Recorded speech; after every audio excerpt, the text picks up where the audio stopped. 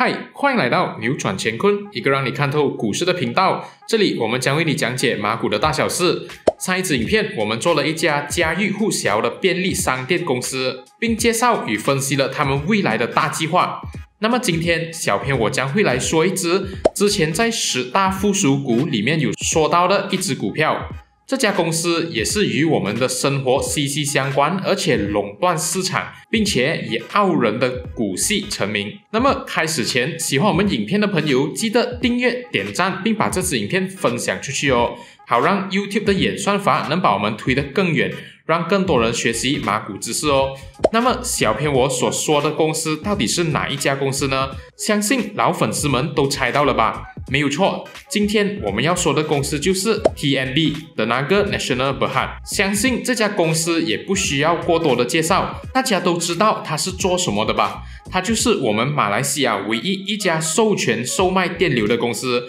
也是亚洲领先的电力公司。那么其实除了马来西亚，Tenaga在英国、科威特、土耳其、沙特阿拉伯、巴基斯坦、印度和印尼都拥有国际业务，但是国际业务的收入暂时还是占少数，而现在主要的收入来源都还是来自大马，主要提供电力给马来西亚的3大区域，也就是 Industrial 工业、Commercial 商业和 Residential 住宅。那么除了卖电，公司也有做 Goods and Services， 也就是提供有关电能的产品和维修服务，和 Construction Contract， 也就是为本地和其他国家建造发电厂等等的大型基建。那么简单的介绍了他们业务之后，我们就马上来看看他们这个季度的业绩如何。首先我们可以看到，他们这个季度的收入是从上个季度的 11.1 个 billion 下降到了这个季度的 10.3 个 billion， 一共减少了 0.8 个 billion， 也就是 7%。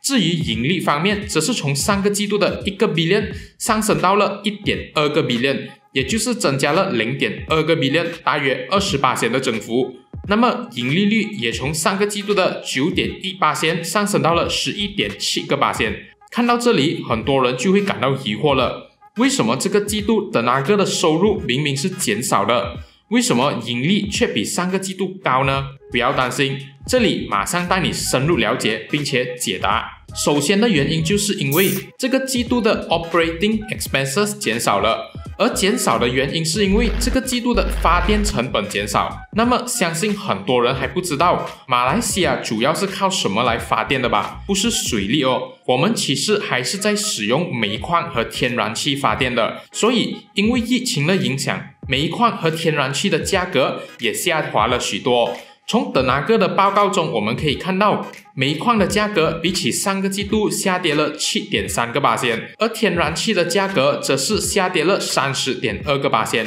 那么第二个问题出现在哪里呢？第二个问题就在于他们这个季度的 Tax and Zakat 这个部分。在这个季度，他们共得到了一个 473.3 个 million 的税务回扣。Tenaga表示，这是完成工程之后的 Capital Allowance 资本免税额，所以这个一次性的税务回扣也就占了Tenaga大约1/3的盈利。也就是说，Tenaga这个季度所赚的钱并没有那么多。接下来我们就来看他们的财务状况。现金方面，Tenaga算是非常富裕的，拥有高达 6.4 个 billion 的现金储备。但是贷款方面，Tenaga也不算少，短期贷款就有 6.4 个 billion， 而长期贷款则是高达43个 billion， 也就是说他们拥有 49.4 个 billion 的总贷款。听起来是不是很多呢？但是除了现金储备，Tenaga其实最多钱的地方是他们的 retained earning 收存收益，高达 52.4 个 billion 之多，这也就让他们支撑他们庞大的贷款。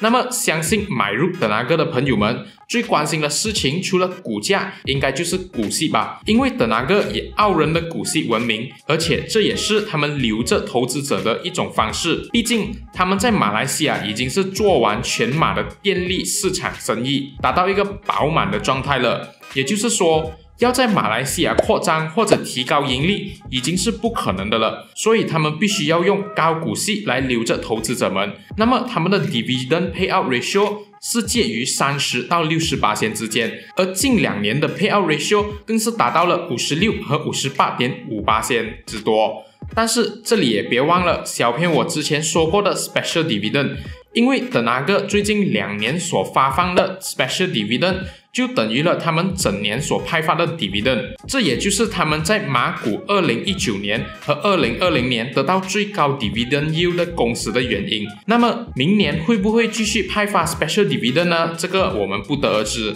那么之后我们就来看看这几个季度不同种类的客户对他们的电力需求量。首先就是 industrial 工业客户，也就是他们一直以来最大的客户。我们可以看到在2020年第1和第2季度，因为疫情的肆虐，工业对电力的需求量是有所下降的，各下降了 7.5% 和 22.7%， 因为当时实施的 MCO 许多工厂都无法开工或者全面开工，但是对于工业的影响也在近期2个季度回升到了疫情前的水平。那么第2个板块呢，就是他们的 commercial 商业板块，也就是被疫情影响最大的板块，如今还未回到疫情前的状况。相信这是因为人们的购物习惯的改变，而且经过疫情的洗礼之后，商店开始转为线上，实体店面减少带来的影响。那么唯一受益的就是住宅 domestic， 因为疫情大家都待在家，所以这个板块的增长也是理所当然。但是住宅的用电量也是这3个板块里面最少的一个，所以还是不能掩盖工业和商业的电力亏损。但是这也没有停止德纳格对未来的展望，他们也在积极的开发可再生能源，并且设下目标，在2025年达到马来西亚31%的能源将会变成可再生能源。虽然现在德纳格的可再生能源收入只占了他们总收入的 4%， 此外他们集团也表示现在的经济逐渐复苏，而且 MCO 的落实也没有之前那么严，店家和商家都还能营业。相信这次的打击不会比上一次的 MCO 来得大，所以他们预计接下来的表现将会越来越好，而且政府也推出了多项惠民计划。那么这里小编也要告诉大家，德纳格是一家很典型的收股息公司，比起其他增长型的公司，股价增长都是靠扩张，德纳格则是比较偏向股息给的越高，股价则越高，所以朋友们这点是要注意的。那么这里请容许小编我打个小广告，小编的新手教学班正式开放报名了哦。这个新手班可以让各位新手们在最短的时间内快速掌握、了解并学会如何分析马股哦，保证物超所值。感兴趣了解的朋友们，请在 Pin Comment 的 Telegram link 私信小编哦。那么你们觉得德纳格未来几年还会派发高达 7.5% 的股息吗？可以到留言区告诉小编哦。然后现在出了那么多业绩，你们想要小编我分析哪一家公司，只需要 like 这支影片，然后在留言区告诉小编哦。下期更精彩，请敬请期待，谢谢大家的收看。